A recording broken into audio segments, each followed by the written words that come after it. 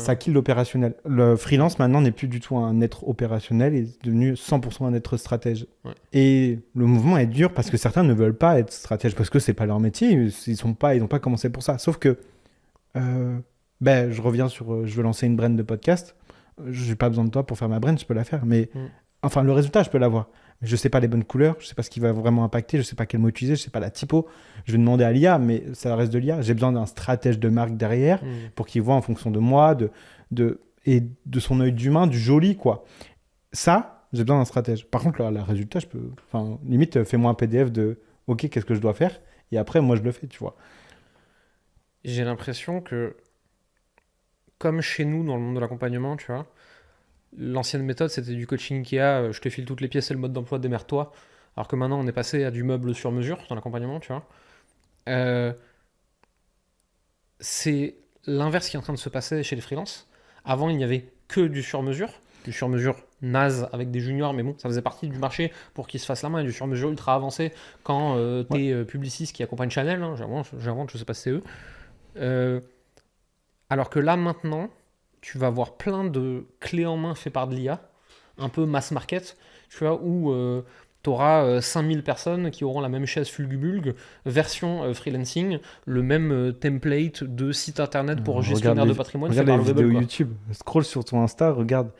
Ce n'est pas, et c'est genre. T'as vu, il y a un graphique qui est sorti, je sais plus quelle boîte a analysé ça, sur le nombre d'occurrences de ce n'est pas ça, c'est ça. Ouais. Et sur la Je dernière peux année, plus me l'entendre. l'augmentation, je crois que c'est 9000%, un truc comme ça. Je peux plus me l'entendre. Mais du coup, on revient sur des gens lambda qui utilisent l'IA pour leurs clients et du coup qui ont des trucs C'est templatisables. comment mon Claude Code, j'ai beau le surprompter Moi partout aussi, dans la il veut mémoire, pas. dans tout ce que tu veux, dans les fichiers genre vraiment, il n'a pas le droit de s'allumer sans lire ces trucs-là. Je lui dis, tu ne me fais jamais le ce n'est pas ça, c'est ça. Ouais. Il me le remet à chaque fois. Ouais, moi aussi. J'ai lâché l'affaire. C'est comme Je les le rechange tirets. à la main. Les tirets, je crois que je l'engueule au moins 1 ou 2 fois par jour pour pas qu'ils me les foutent. Le tiret, j'ai réussi à faire en sorte qu'il n'y en ait plus. Mais le ce n'est pas ça, c'est ça. Ah, celui-là, il est violent. Il veut pas Je peux s'en plus me séparer, l'entendre. quoi. Je peux plus me l'entendre. Mais du coup, on arrive sur des agences qui étaient des agences mass market, entre guillemets, le fameux communication 360, qui va adresser le vendeur de vin comme le coiffeur. Et lui, en vrai, avoir des trucs moyens pour l'IA, c'est ce que veut sa cible. Enfin, sa cible, elle a pas besoin, elle veut pas plus. Est-ce qu'elle a besoin de plus? Moi, je pense que oui, mais elle veut pas plus. Et après, tu vas voir la grosse agence où, et quand je dis grosse, c'est plus en nombre de personnes. Quand je dis grosse, c'est en termes d'insight marché. Tu le vois, on voit les mecs qui sont les bonnes agences ads. Et ce qu'on appelait avant hyper freelance, maintenant deviennent des vraies agences parce qu'elles peuvent avoir la quantité de clients d'une agence.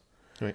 Donc les insights marché de la quantité de clients d'une agence, et ça c'est game changer pour les résultats, tout en étant ultra spécifique pour